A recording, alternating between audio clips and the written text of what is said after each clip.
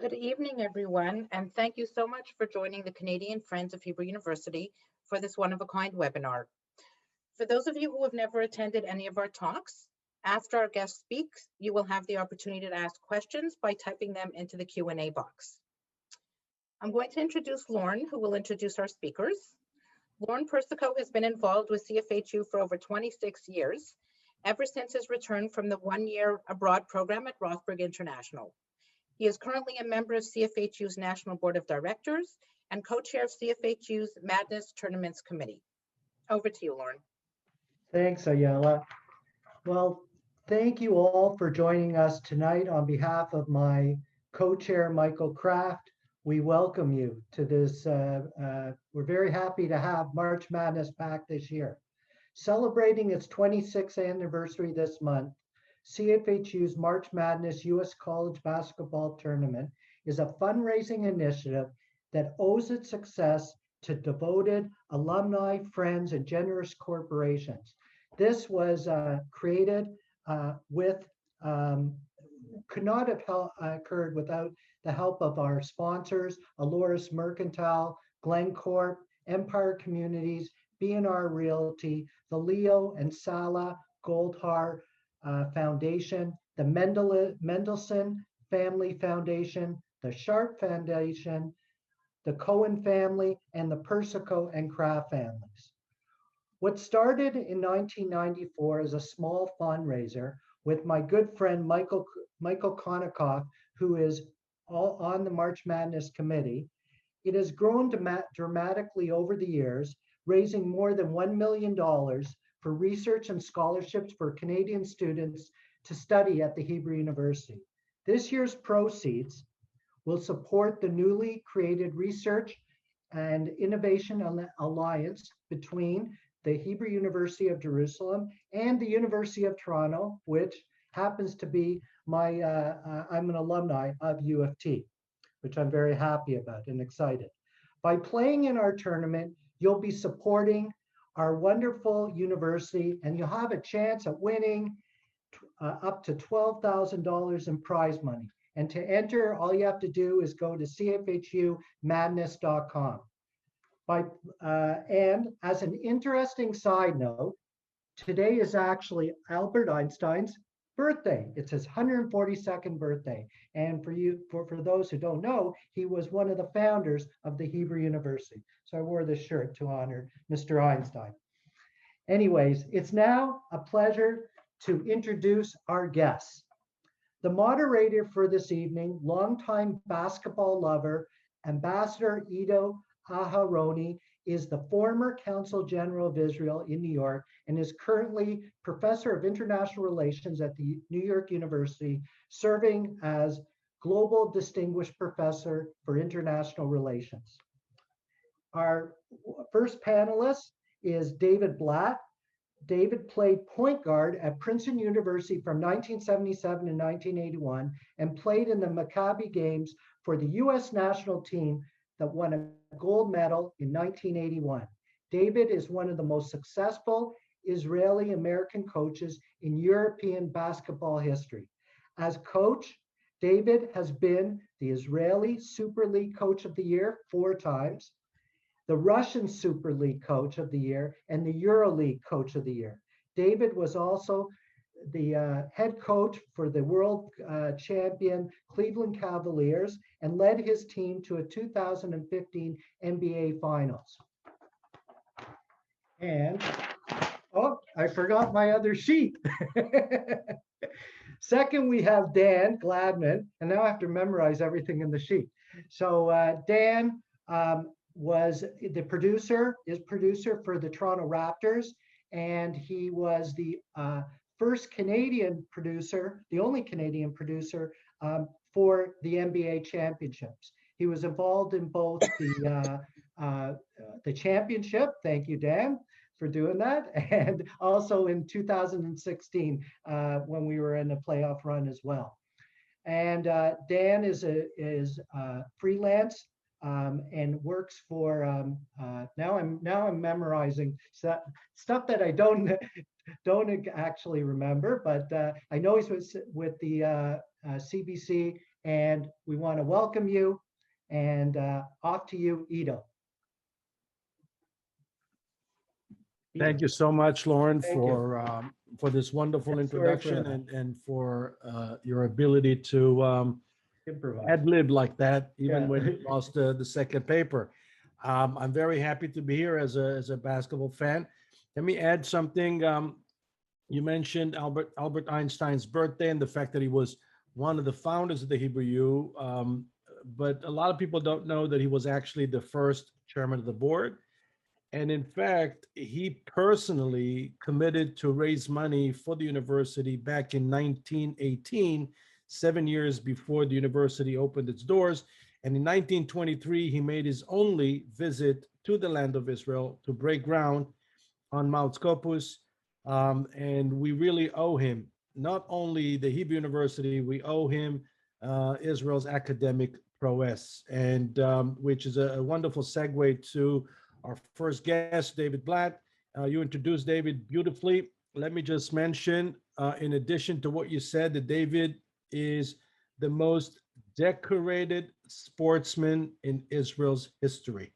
No one achieved more in any field than David Blatt. And that's the first thing that I'd like to say about our guest. And the second thing I'd like to say about David is that when he retired from professional coaching, we had a meeting in Tel Aviv, and the reason why he wanted to meet with me is because he wanted to consult with me about the best ways for him to now give back to the community, to give himself and be present in communal life. And so, David, in addition to all your great accolades and your great accomplishments, you're also a mensch and a true patriot and a true Zionist, and we all love you for that, David. Thank you so kindly, Ido. And first question that I have for you is, we have a tendency to focus on the professionals, but what is the role culturally and otherwise of NCAA basketball? Particularly in the time that we're living in, when things have changed so much in terms of what was the old normal, I think the NCAA and NCAA basketball has also gone through an incredible metamorphosis over the last 10 years. At one time, players that, in addition, of course, to wanting to combine academics and athletics, but who potentially saw themselves as professional players, whether it be in the environment of the NBA or whether it be playing overseas professionally, really saw college basketball as the one and only vehicle, and no less importantly, saw longer spans of time in college as serving them well in terms of their overall development as people and players who are, from a maturity standpoint, from an emotional standpoint, are ready to go to the next step. Somewhere in the last decade, I think we've sort of seen the opposite. That the NCAA as a sports organization is no longer the only route that players are taking to find their way going forward, nor is it as well followed and appreciated, I believe, as it should be. Of course, the general fan base is still enormously interested and and excited by college basketball, and I think that's great. When you look at it from top down, though, from the professional level, I think the NCAA has lost some of its charm because we're not able to keep the kids in school long enough to see them develop and to, of course, have the great benefit of the education that a university scholarship or a university environment can provide. Now, you played for Princeton under Hall of Fame coach with Carol, and in those days, and I'm sure you were that kind of coach. I'm holding one of my favorite books, John Wooden. Coaches were more than just basketball coaches, right? There were coaches in life. And my question to you is, what can you tell us about playing under Coach Pete, and what have you learned from him, and how did he influence your coaching career? Well, I was really glad to see you raise that book, because John Wooden, who I never played for, but I certainly have great respect for as a longtime coach myself. You know, he was the man who said, it's what you learn after you already know everything that counts, which I think is a great piece of advice for anyone, much like Albert Einstein, who said, if you can't explain it to a 6-year-old, you probably don't understand it yourself. So, you know, you're talking about a couple of, you know, fantastic figures in not only in the world of sport, but certainly in the world at large. Coach Carrill also was a very special basketball coach and educator.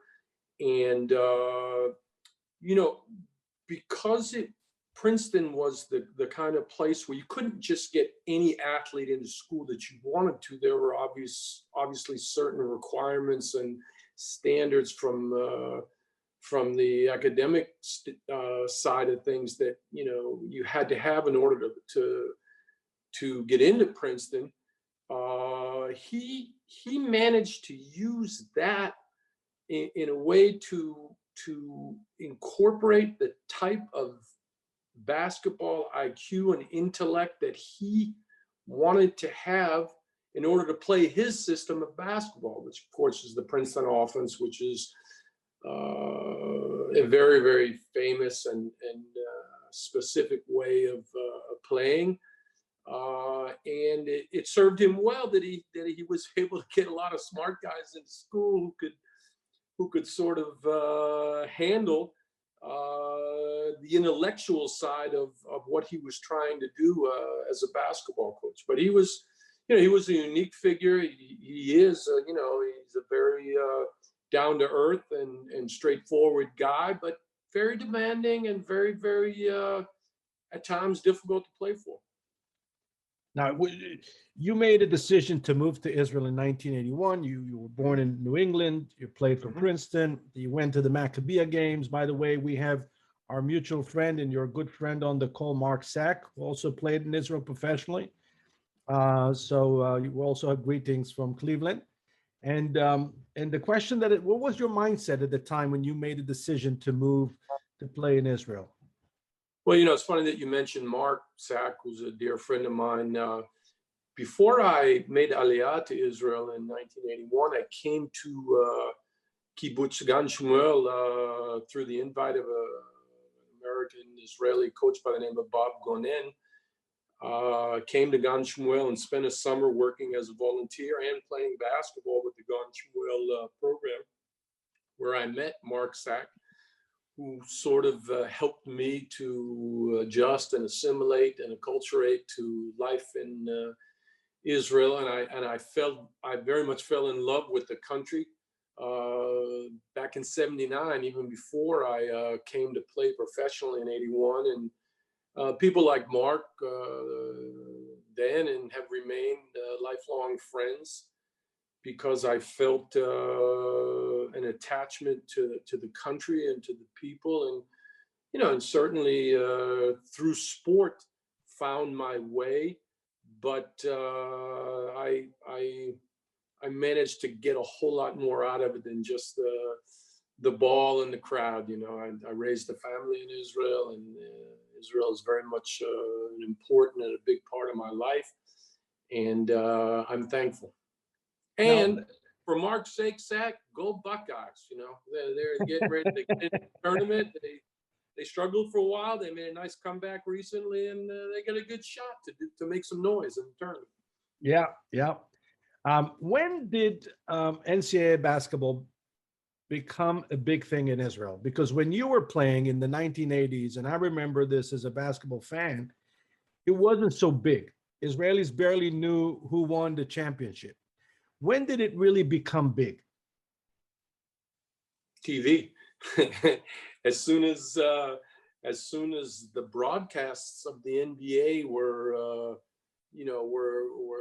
were able to get to Israel, it became a little bit more popular. But of course, and maybe more so when Nadav Henfeld and Doron Schaefer and other Israeli athletes made a decision to go to college in the United States. And they themselves were great players for UConn and other universities throughout the United States that gave a sense of identification on the part of the Israeli sports fan and just, Israelis in general. So I would give them a lot of credit for that. Yeah, and I have to agree with you as someone who witnessed the rise of UConn to national awareness, as I was there when Nadav came to play in the 1989-1990 season. Just for you to know, the state of Connecticut doesn't have any professional team. For them, the UConn Huskies is it. That's it. That's what they have. And they still refer to that season, the dream season, the season that put them on the map. And I had the privilege of discussing it with Coach Calhoun, who's another legendary coach, who's more than just a basketball coach too, as well. And he's also, like you, is an educator. He's an educator in the first place, and I think that's what makes it so beautiful. We have a few questions already from the group, and we have another person who played professionally in Israel before your time, Peter Kessel. He says, Ahido, I played against David when he played for Maccabi Haifa, I think. 2 seconds after I got into the game, Willie Sims went backdoor on me and scored on a Princeton pass from David. Thank you for the memory. Wonderful. That's about right.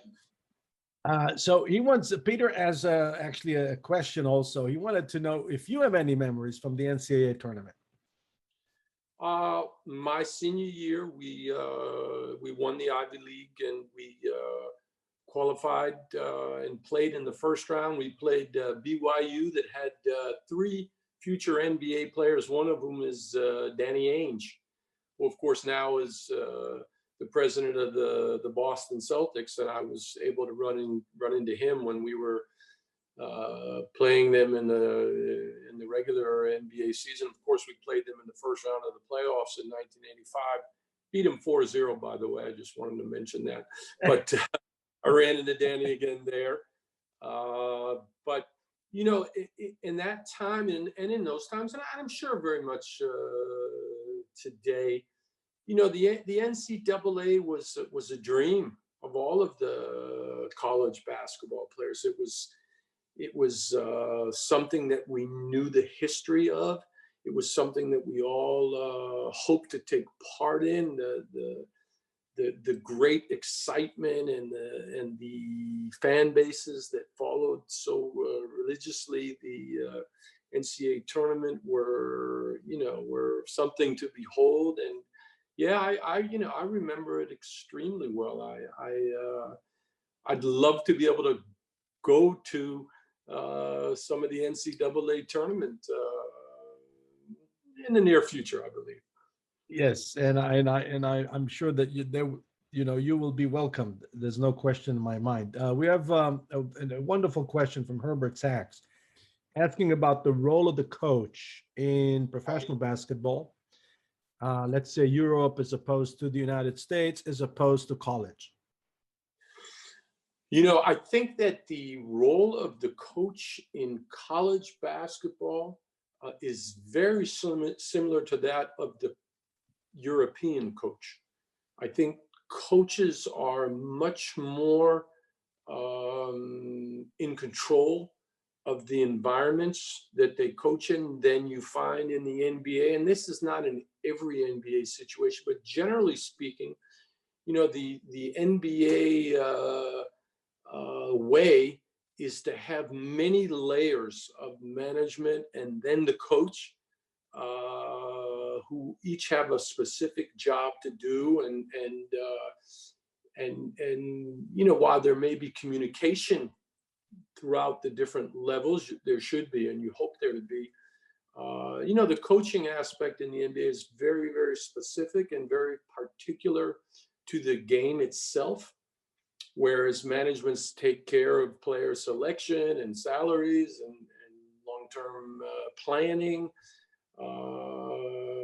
you know, many other things. In Europe and in college environment, you know, the coach is king and really has his hands on a number of those different aspects of the organization. And, you know, there's good and bad on both sides of that. But I will say it's very, very different. And, you know, at the end of the day, what you got to do and what you try to do in any walk in life is to figure out what works best and how to work best with other people. And if you can do that, you can have a successful go of it. And one thing for sure, you had a chance to coach at any level, including the highest level in the world, the NBA, and you made us all very, very proud, David. And we thank you for that and for everything that you represent. You represent the true spirit of our people, perseverance and excellence. And I'd like to thank you for participating in this part of the conversation. And with your permission, and I see people raising their hands. If you have questions, please use the chat function, and Esther and Ayala will screen the questions for us. And now, with your permission, I'd like to turn to our second panelist, who's a very well-known television producer, sports journalist, a big expert on NCAA tournament, Dan Gladman. Dan, you've been so many years with the Raptors. Tell us how the whole thing started. Well, thank you, first of all, for including me here this evening. And also, David Blatt is an inspiration to Jewish people in Canada as well. I remember when you were announced as the coach of the Cleveland Cavaliers, and I was working at the time for the Raptors and MLSE, and we were just, you know, there were a few of us within the company, you understand what I'm saying, and we were just absolutely tickled pink that David was awarded that job, and he was incredible in his time there with Cleveland. As for me, I was a university student, a journalism student. I had been a huge basketball fan as a kid. Anybody who knows me in my, I guess, teenage years would know I was a huge basketball fan. I followed the tournament religiously. And my dad, a wonderful guy, Gary Gladman, hopefully he's watching tonight. He took me to the Final Four when I was 14 years old, and it was in Kansas City in 1988. It was the year Danny and the Miracles in Kansas won the tournament. My memories of that experience informed the rest of my life professionally, and I knew I wanted to pursue basketball in some way. I certainly wasn't good enough as a player and didn't have the discipline for a coach. So, hey, why not go into television? I was working at Sportsnet, and I read an article that the Toronto Maple Leafs were starting their own channel, and as a throwaway, they're going to start Raptors TV as well. This was 2001. Vince Carter was in town and was very popular, but basketball itself wasn't what it would become in Toronto over the next 20 years. So I got the opportunity there. And within 2 years, I was traveling with the team and living in some ways like a professional athlete on the team charter, going to the games, working on the games in the TV truck. And eventually I became the producer, and I was fortunate enough to be able to do that for 10 years. And then voila, in 2019, the Raptors acquired Kawhi Leonard and were somehow able to win the championship. And I think I think it's going to be the greatest celebration that Toronto and maybe Canada has ever seen. It'll be a long time before it's copied again. And you also had some period in your life when you spent in University of Virginia. If you can tell us about that experience from a basketball point of view. That's right. And you know, I was a 17-year-old kid growing up in Toronto, going to Crescent School. fortunately, being at a private school gave me the opportunity to make the basketball team because we weren't terribly competitive. But I hatched this crazy idea to apply to American universities, really because I wanted to go to games as a fan. And I was at University of Virginia, UVA, for 2 years, 1991 to 93. I went to every home game.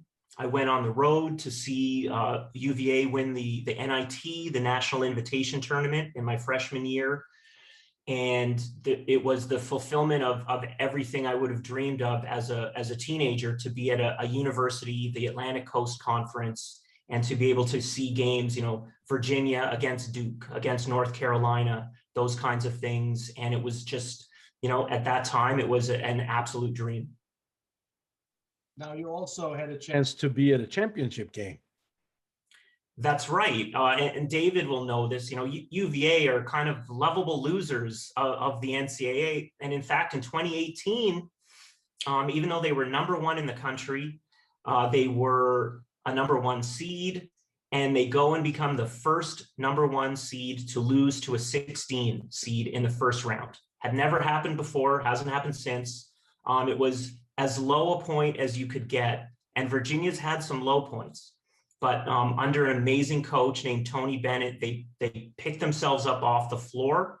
They put things together for the following year. And as luck would have it, as I was traveling with the Toronto Raptors in 2019, the team had a game in Minneapolis on the Tuesday night.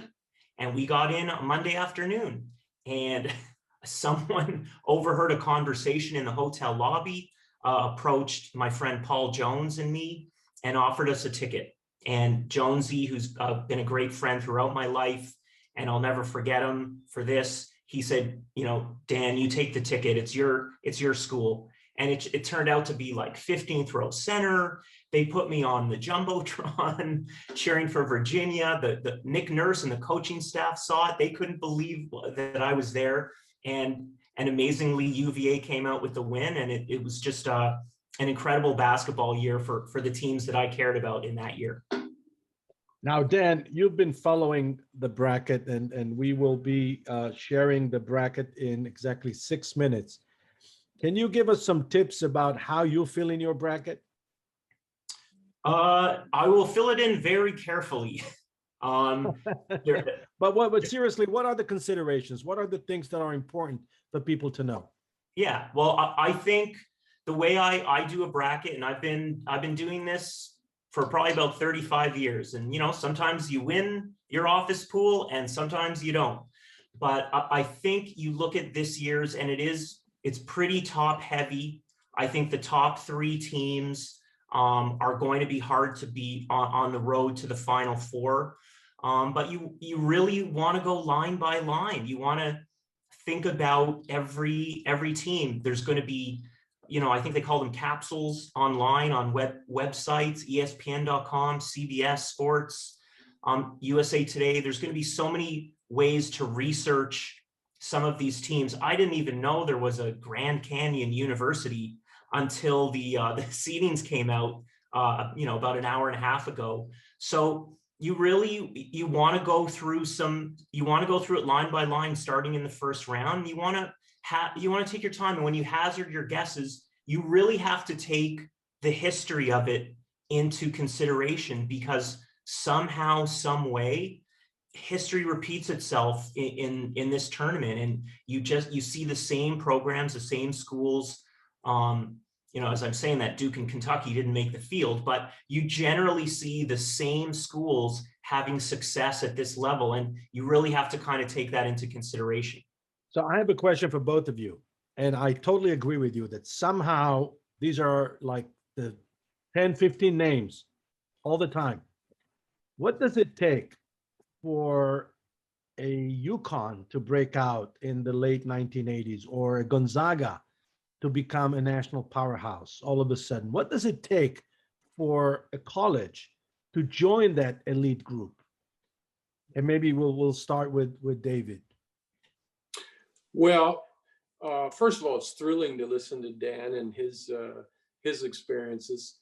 I will say this, you mentioned Gonzaga. I think much like in a professional sports environment, you need to go through a process. You kind of need to win the first round, maybe get beat in the second round, make the Sweet 16, eventually make the Final 8, get to the Final 4. I think, process-oriented successes are the ones that sort of stick out in my mind.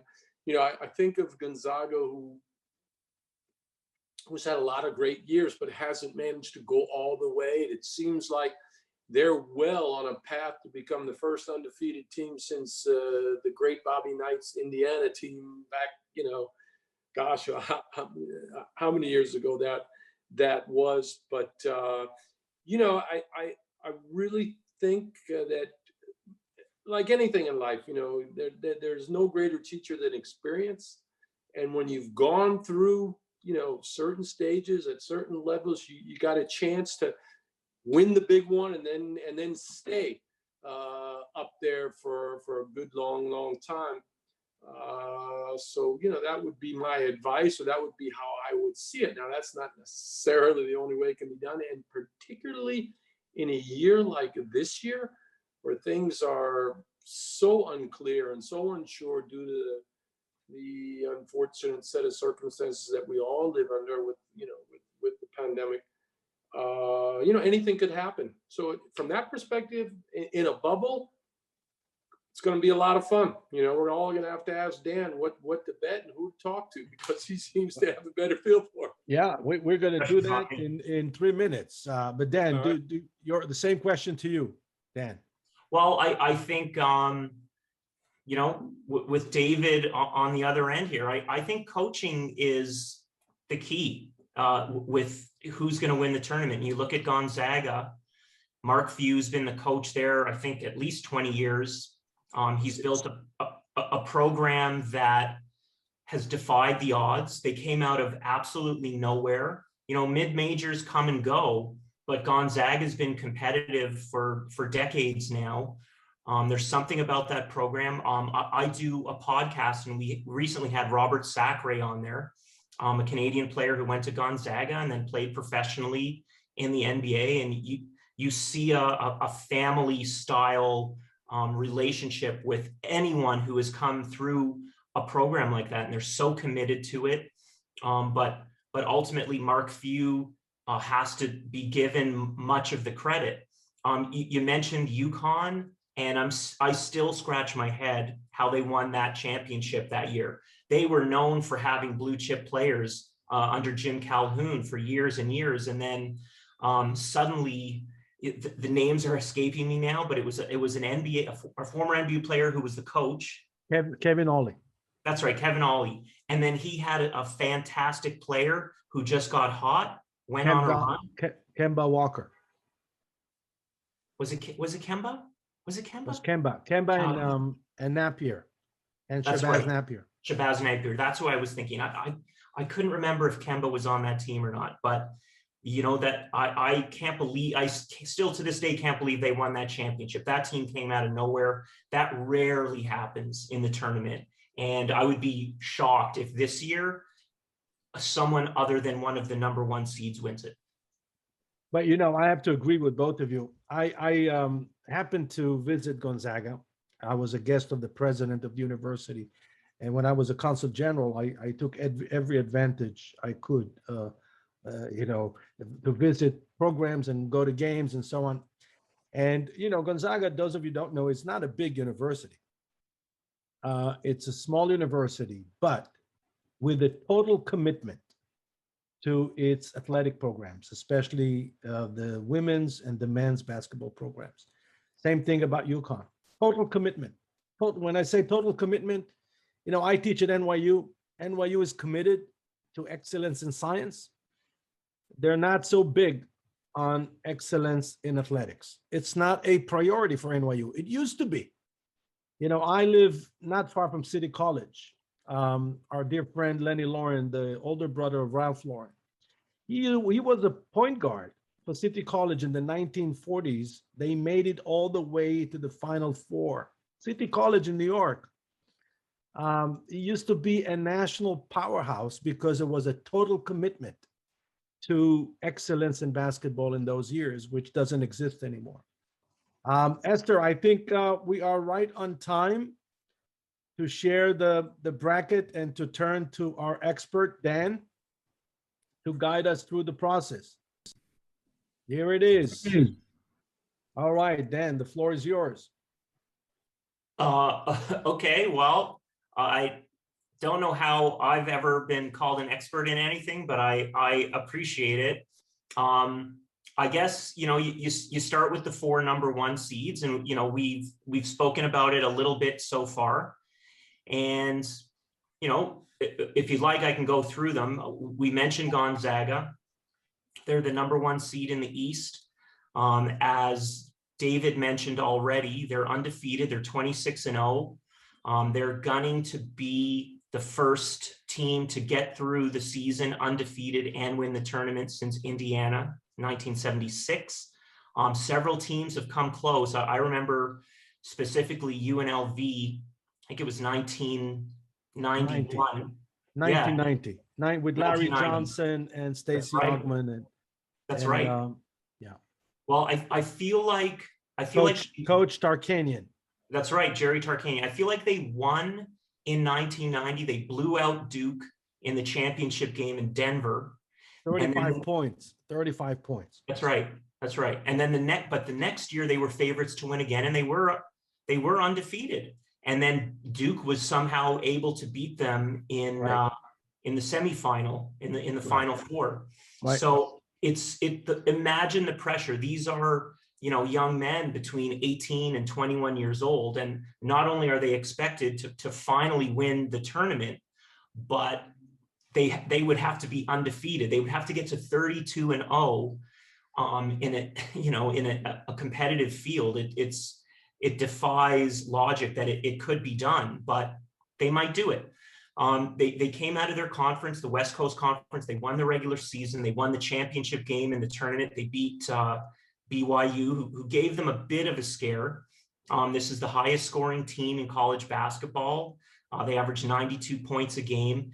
Really, though, they just have so much talent. And I think Jalen Suggs is probably the biggest reason why people will look at Gonzaga as the favorite to win. And Jalen Suggs is probably, at worst, would be projected to be the number 3 pick in the NBA draft. So he's, probably the number 1 player to be watching for in the tournament, certainly among the number 1 seeds. If you look at the South region, Baylor's number 1. They finished 22-2. They did lose to Oklahoma State in the conference tournament. And they had some COVID issues. They missed, I think, 3 weeks in February. At that point, they were, I think, 17-1. They've been 5-2 since then, but they might not be as sharp as some of the other teams, although, it would be hard to find a team in this field that hasn't missed some amount of action. But they did lose to a really good Oklahoma State team in the conference tournament. You never know if that means something or not, but Baylor, really good team. I don't think they've ever made the Final Four, but they have to be considered a favorite. In the Midwest, Illinois is the number 1, and they probably already had it, but they solidified it today. They won the Big Ten tournament championship. They beat Ohio State. It went to overtime, but they did win the game. They've had really big wins in the last 2 weeks. They beat Michigan. They beat Ohio State, as I said. They beat Iowa. These are all highly ranked teams in this tournament. They're peaking at the right time. They have a wonderful scoring guard named Ayo Dosunmu. And Illinois will be a tough team for anybody. And especially, they have a pretty competitive region, but I don't see anybody in there who really should be able to beat a stacked team like that. And that brings us to the 4th number 1, which is Michigan, a team that I've always followed since the Fab Five. Even before that, I remember the year, I think it was 1989, which I think is the last year they won the championship. The coach was Bill Frieder. He took another job before the season ended, and they put in the assistant coach, Steve Fisher, and they went and won the tournament. This year they're 20-4. Jawan Howard is the coach. He was part of the Fab Five that got to the 2 Final Fours, I think 92 and 93. They won the regular season, but they did lose in the conference tournament. Unfortunately for Michigan, they've lost 3 of their last 5. And that tells me that they might not be coming into the tournament at full level. And that's really because possibly their best player and certainly their leader, Isaiah Livers, has a foot injury. And it doesn't look like he's going to play. He's in a walking boot. And it's so tough to lose one of your top. Honestly, if you lost any of your top 6 players heading into the tournament, you're in trouble. And I think that with Livers out, you know, they're going to be in tough, and they have a very difficult path to the Final Four as well. So that, you know, that's what I see for the number 1 seeds anyway. Now, do you see any surprises in terms of the seeding, teams that are too high in your opinion or too low? I mean, there was one thing that stood out, and that's Syracuse. They got an 11 seed, despite a kind of a herky-jerky year. They come in at an 11 seed. Michigan State, UCLA, who are maybe around that level, they have to play in one of the first 4. So Michigan State or UCLA, they would have to win 7 games to win the tournament, you know, which has never been done. Syracuse has a tougher job, but I don't know if I might be surprised that they were an 11 seed. They only finished 16-9 in the season. They were on the bubble. Then in the ACC tournament, they lost at the buzzer to Virginia. Of their 16 wins this season, 13 of them were at home. So they only won twice on the road. They won once in the ACC tournament. So I was a little surprised almost that they made the tournament, but you know, Duke is out, Kentucky is out, Syracuse is a traditional kind of you know, a really popular team in the tournament, and you could see why they would give them the nod. But I think I was surprised to see them in and to get that 11 seed and not be forced to play an early play-in game. You know, Yeah, guys, and teams that are please. coming in that have dealt with adversity all season long, that maybe have lost a few games, in my mind, in this particular period of time that we're all living in and with all that we're going through, I think those teams have an advantage. You know, Gonzaga is my favorite, but I you know, coming in undefeated to a one and done situation is not an easy path. So, you know, you got to watch out for those teams that are perhaps a little bit lower rated, that maybe have sort of shown a good path of growth and, you know, succeeded later in the season. Those are the teams in my mind that you really, really got to watch out for, or that you sort of got to give an advantage to, because, you know, they might be emotionally without the great pressure that you face in the NCAA tournament, but with the confidence of, hey, you know, we're on the way up, where we want to be right now. We can do this. Yeah, and by the way, Dan, you were right about UConn. I was Kemba was 2011, Napier was 2014. He was the star. Right. Let's ask a question about Canadians. Do we have any Canadians playing in the tournament? Do we know of any Canadians to look for in the various teams? We certainly do, and I have some of those names for you. A couple of guys to look for. Andrew Nembhard plays for Gonzaga. Not sure he's an NBA prospect, but he's a guard. I believe he transferred to Gonzaga, and he has a lot of experience. 5 assists a game. He's going to be Gonzaga has an incredible lineup and great depth. He's going to be a key player for them. in the tournament. Another player, and I saw him play for the first time in the two Syracuse games, mentioned Syracuse again, during the ACC tournament, is Quincy Guerriere out of Quebec. He's a sophomore, could book this year and go into the NBA draft.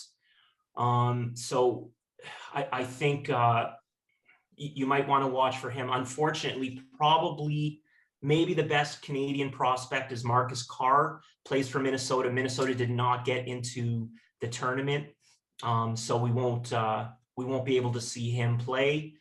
It kind of not everybody can get in. There's only room for 68 teams, but I do think you're going to see some Canadian content. It happens every year, and those are a couple of the players who are going to have an impact. And I think Canada has become in the last couple of decades a major force in professional basketball.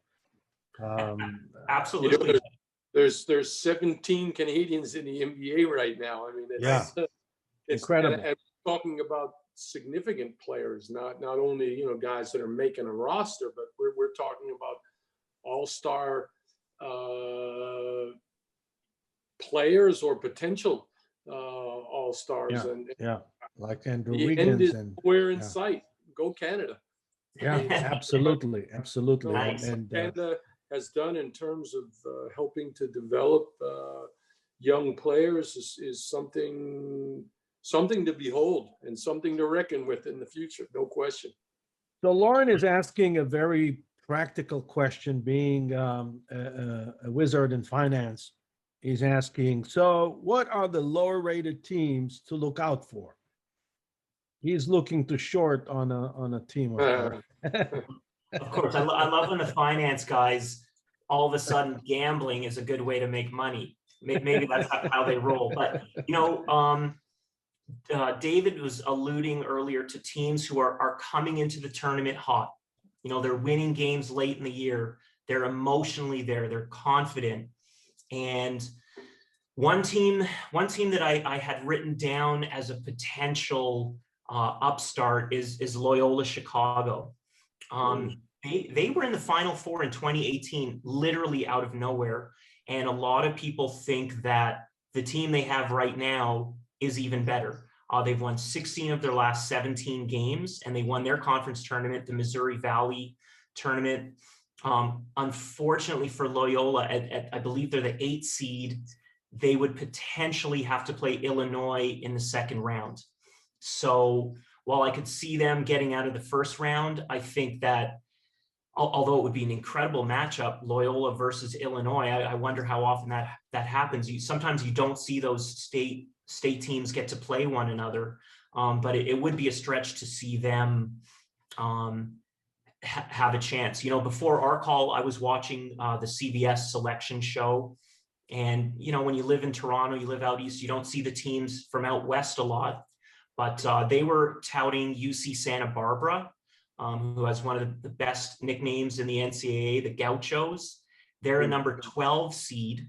And every year, and I mean every year, you see one of these 12 seeds pop up and upset a 5. And UC Santa Barbara is playing Creighton in the first round. I can't be here and say, yeah, I feel really comfortable that Creighton is gonna win that game. So Santa Barbara could be a team to watch out for. And another one is Georgetown. Patrick Ewing's the coach. They surprisingly won the Big East tournament. They finished the year at 13-12, and they're coming in hot. They have a legendary coach. He's a legend as a player, but he's certainly getting the job done now as a coach. And again, they're in that 12 spot. They're playing the number 5 team, which is Colorado. And I watched the Pac-12 championship last night. Colorado lost to an Oregon State team that wasn't even expected to. They were expected to finish in last place this year, and they lost to them in their conference finals. So Georgetown might be another team to possibly look out for. Now, Lauren has another question. If you see any teams that are seeded either 2 or 3 in their division Do you see them going to the Final Four? And if so, which ones are they? Well, I'm going to go to the East region, and I think it is too difficult a road for Michigan. And it's especially because of the teams at the 2-3 line. They have Alabama at the number 2. I believe they just won the SEC tournament. You have Texas at the number 3. They just won the Big 12. And I love the coach at Texas, Shaka Smart. He took a team from Virginia Commonwealth to the Final Four. Can't remember. I don't remember the years as well as I used to because they keep going by. But I think there is a ton of competition in that East region at the top. And I think that one of Alabama or Texas, if they were to get Michigan in the Elite Eight, I would expect that they might handle Michigan. And one of those two teams could get to the Final Four. But also I gotta look at my guys, number 4, Virginia in the West. You know, I have faith in my team. They are the defending champions because there was not a tournament last year. And I think they're the kind of team with their defense. They might be able to make life difficult for Gonzaga and, you know, in a potential, I guess that would be a Sweet 16 game. So, you know, there's some very good teams on the 2, 3, 4 lines that could make life difficult for the number 1s on the way to the Final Four. Well, Dan, I must say, you said at the outset that I'm no expert, but let me tell you, it's one of the best analysis I've heard. Oh, thank you. Of the bracket, and I'm sure that Coach Blatt would agree with me. You have a vast knowledge, and you really have a great feel for the game, and no wonder you've been covering basketball for so many years. And this has been a wonderful event, and I'd like to thank our panelists, Coach Blatt, for taking his time to spend valuable time with us discussing basketball, and of course Dan Gladman. And I know your parents are on the call, must be very, very proud of you. And I wanted to thank Lauren for initiating this event, and Esther and Ayala, thank you so much. And I turn it back to you, Ayala. Thank you, Ido. As always, such a wonderful moderator to have. You make it so smooth and so seamless. So thank you again, much appreciated. And look, I want to wish everybody luck. I mean, go register, go pick your teams, and there's money to be won. And, you know, the money goes to Hebrew University, support our wonderful students and our research. And good luck to everybody who wants to play. Thank you, Lauren, Dan, and David. Much appreciated. Thank you for your time. And I don't know, may the best team win. Thank you all for attending. It's been great. Thank you so much. Thank you so much. Good night and thank you. All right. Thanks. Thanks. Good night. Thanks, everybody. Good luck.